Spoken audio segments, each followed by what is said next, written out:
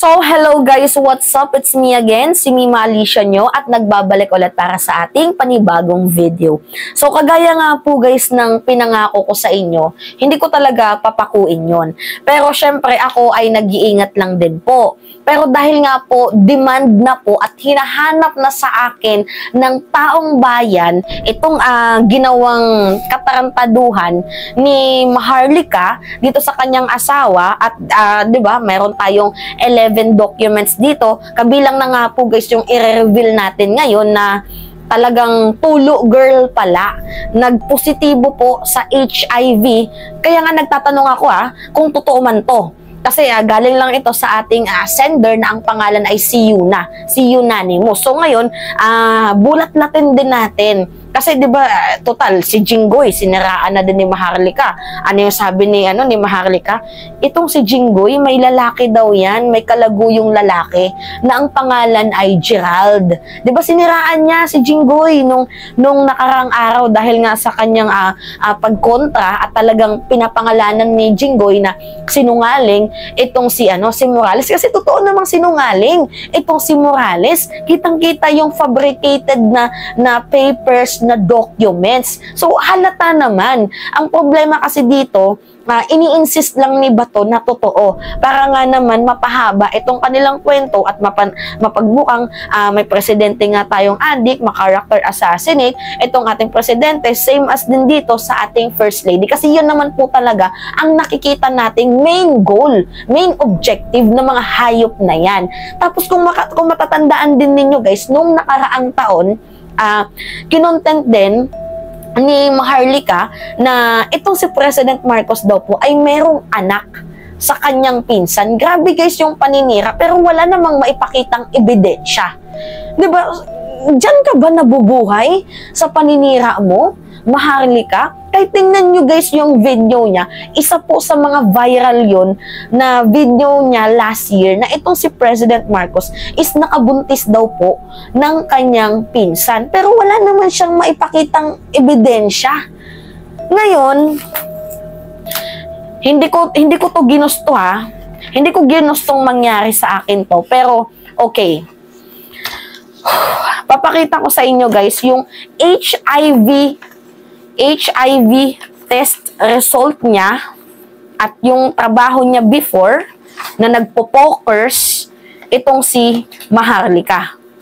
Okay. Ito guys.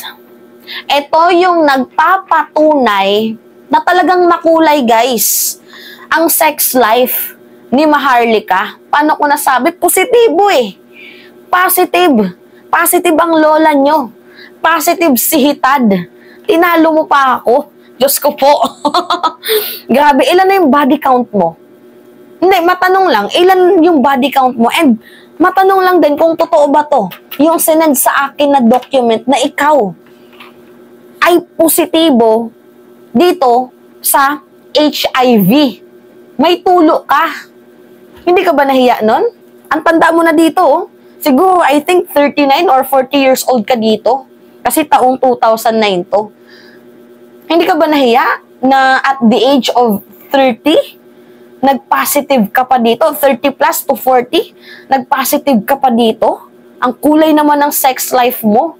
Kasi guys, sa totoo lang, according sa mga mga nababasa ko and according na din dito sa mga sa mga taong syempre mga nagsasalita para maging open-minded, 'di ba, yung bawat lugar, bawat bayan, yung mga nagle-lesson, yung pagiging active sa paglabing-labing is may edad. Kung ang edad mo ay katulad ko, talagang sexually active kapag ganito yung mga edad, 21 to 25, sabihin na lang natin hanggang 30. Pero kung ikaw ay 35 years old, pataas, bababa yung yung hormones mo, if I'm not mistaken, na ikaw ay magiging sexually active. Kasi unang-una, madami ka ng ginagawa sa buhay, lalo pat kung meron ka nang anak. Diba, bababa yung pagiging active mo dito sa paglabing-labing. Kaso guys, tingnan nyo, ang kulay ng buhay ng gaga. Nakikita niyan? HIV testing referral and result TS form. Taong 2009. Pasensya na, baliktad. January, February, March, April, May, June, July, August. August 10, 2009. Nakikita nyo, no? 8/10/2009. Ayun nakalagay dyan. Basahin ko sa inyo, Area, HIV monitor, designee, Claire Eden, Sigurado, Woodruff. Tama, sigurado. Kasi nagmamatch, guys. Kasi yung nandito din sa autopsy, nasa na yung autopsy? Kasi hindi ko pwedeng i-reveal yung autopsy lahat-lahat. Nagmamatch dito sa pending by. O, Claire Eden, Sigurado, Woodruff. Nagmamatch dito sa nagmamatch dito sa autopsy report ng kanyang asawa, yung kanyang buong pangalan. And then dito sa kanyang HIV testing referral results form, nakalagay dito, Claire Eden, Sigurado, Woodruff. May case number din, guys, case ID. Diyos ko po. Jack, nakakahiya ka. Nakakahiya ka. Guys, positive, oh. Kita niyan? Positive. Kita niyan? Positibo ang gaga. Grabe, ang kulay ng sex life mo, girl. Napakakulay. Ilang lalaki yung dumaan sa kipay mo? Ilang lalaki ang sumundot sa kipay mo? Diyos ko po. Sa edad mong mantakin mo, guys, matanda na siya. Nagpositibo pa, ang kulay naman ng sex life na tong babaeng to. Tapos grabe ka kung mag-akusa na itong si President Marcos merong kabit, merong anak sa labas. Inakusahan mo si Jinggoy na merong kalaguyong lalaki. Tapos mas malala ka, ikaw nga, nagpositibo ka dito sa HIV. Hindi ka ba nahiya nun? I think sinusuka ka na ng mga anak mo kasi, guys, mayroon din akong picture nung kabataan niya na nagtatrabaho nga itong si Claire Eden Contreras sa pagiging pokers. Taong 1990s. Siguro matagal na talaga tong chumuchurba ng iba't ibang klaseng hotdog. Tingnan nyo, yan o. Yan, 1990s yan. 1990 sa Cubao. Kita nyo, no, yung mga suot na yan. Grabe, alam niyo yung taong 1990, kapag ganito yung suot mo, may trabaho ka talaga. Eh, yung typical na suot ng 1990, ganito. 'Di ba? Eh, kung wala ka namang trabaho, nagpo-pokers ka, hindi ganito yung susuotin mo. Kasi balot na balot pa yung mga tao nun. Yan o, inedit niya pa. Love. Diyos ko po. Meron pa, guys. Meron pa. Ayoko talagang gawin to eh. Pero, ano to? Paliwanag mo to. Yan. Yan. Nagtatrabaho siya, oh. Tingnan nyo. Mukha niya, oh. Yan si Maharlika nung bata siya. Ang kulay naman ng love life ng ano na to. Ng hayop na to. Ang kulay. Ang kulay ng ano mo. Ng sex life mo. Napakakulay. Gusto ko lang matanong kung ilan na ba yung body count mo. And kung totoo ba, itong HIV test result na to, nandito yung number mo, nandito din yung date nung tinesting ka. Diyos ko po, nakakahiya. Nakakahiya. Ano nakalagay dito? Grabe, oh. Sexually abused, oh. Talagang literal na puro yes. Hindi, no yung nakalagay dito, guys, sa ano. Has the child been sexually abused? Wala naman nakalagay dito. Pero, nag-positive siya sa drug screen for, Diyos ko po, illegal drugs. Methamphetamine? Guys! Ngayon ko lang ito nabasa. Methamphetamine? Ano ko ba ito? Methamphetamine. Diyos ko po.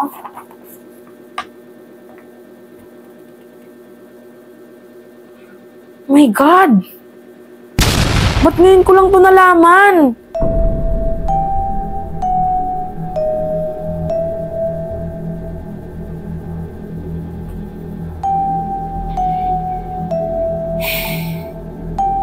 Ang ina ka, inaakusahan mo ang ating presidente na may pulboronic video, inaakusahan mo ang ating presidente na gumagamit ng pinagbabawal na droga, tapos ikaw positibo ka sa methamphetamine?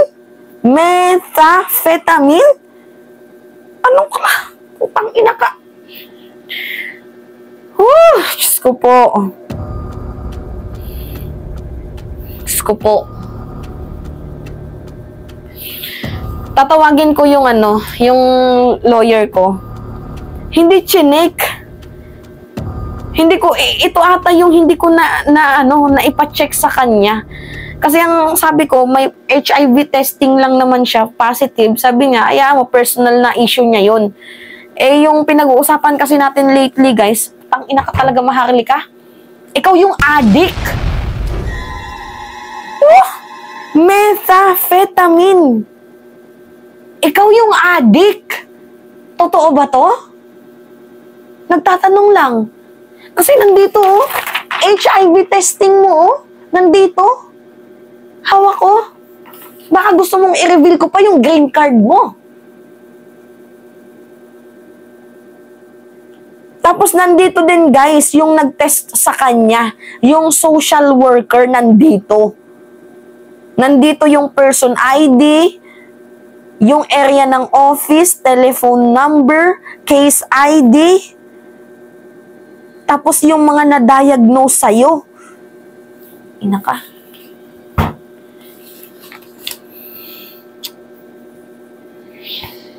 Ang ina nitong hayop na to, lakas mo makapanira, tapos ikaw pala yung malaki ang kasiraan. Ako'y nagtatanong lang kung totoo to. Kasi pwede mong i-deny eh. Pwede mong i-deny, pwede mong sabihin pwede mong sabihin hindi. Pero ang tanong, totoo ba to? I-message ko yung Yuna, and feeling ko naman ata magre-reply yun. I-message ko, guys. Sabay-sabay nating malalaman ang totoo. Sabay-sabay nating malalaman ang totoo. Bukod sa pagiging makulay yung sex life mo, bukod sa pagiging puta-puta ka, di ba? Ikaw din pala ay positibo sa illegal na droga? Oh my God, Maharlika. Nasaan yung konting kahiyan mo? Lahat ng inaakusahan mo ang presidente na sumisinghot ng white powdery substance. Inakusahan mo ang presidente na may kabet. Inakusahan mo si Jinggoy na may kalaguyo. Inakusahan mo, ang dami mong accusation. Tapos ikaw malala, tinegi mo yung asawa mo sa pamamagitan ng ng mga gamot na hindi ko kung basic na gamot yun na walang nararamdaman, basta diretso ka na lang libingan. Nilason mo. Tapos ngayon malalaman ko positibo ka, tapos sabay-sabay din natin nalaman na nag-positive din siya sa methamphetamine. Putang inang na yan, na positibo siya dito sa methamphetamine na illegal na droga. Diyos ko po.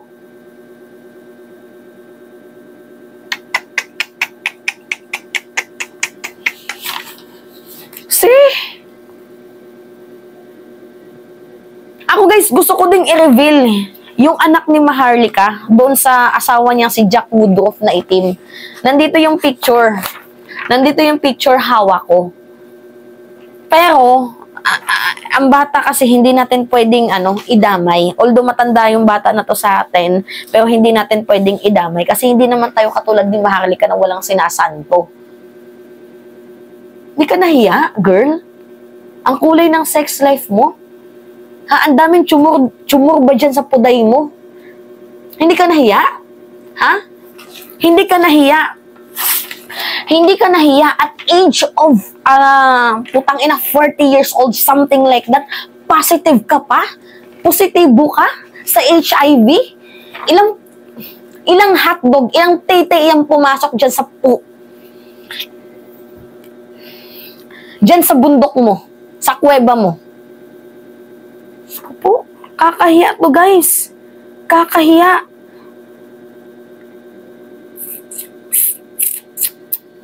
Kakahiya. Alam mo, Claire Eden, mahiya ka na lang sa sarili mo. Kasi mantakin mo, noong taong 2009, yung HIV testing mo, positibo, hawak ko. Hindi ko alam kung bakit ako binigyan ng isang sender na unanimous. Hindi ko alam bakit sa akin sinento. Hindi ko balak manira. Wala sa bokabularyo ko ang manira. Kasi hindi naman ako ganong klaseng tao. Pero gusto kong marinig yung paliwanag mo kung totoo yung HIV test na positive ka. Tang-inang yan. Ilang tete yung pumasok sa bundok mo. Diba, ilang hotdog yung kumalikot sa kipay mo. Ang kulay ng sex life mo, 40 years old ka nito pataas, nagpositibo ka pa sa HIV. Grabe yung nagagawa ng libog mo, girl. Na dapat kong tutusin, ako yung sexually active. Pero hindi, may jowa akong babae. Tapos ikaw, Diyos ko po. Oh my God. Natatawa na lang talaga ako. Natatawa na lang talaga ako. Okay, we will find out the truth. Ipapaalam ko to agad sa aking, kasi yung lawyer ko kasi guys, hindi pa ako binigyan ng entrada na sige, content mo na yan. Kasi inaalam nila kung totoo to. Pero hindi na ako makatiis. Kasi mahabang aralin pa ata to. And kung sasabihin man nilang hindi, edi okay. Hindi totoo. Pero hindi ko din naman kasalanan kasi sinend sa akin. Itong na to, balang ginawa ko, naging messenger lang ako. Wala akong kasalanan dito. Pero ilalaban ko to. Kung kakasuhan niya ako, hindi ako natatakot. Ilalaban ko to. Ang kulay, Diyos ko po. Kahit saan tayong korte magpunta, hindi ako natatakot sa'yo, girl. Ilalaban ko to. Ilalaban ko tong papel na hawak ko. Kung ako'y kakasuhan mo na naninira ako, ilalaban ko to. Kahit saan, haharapin kita. Basta dito sa Pilipinas, umuwi ka.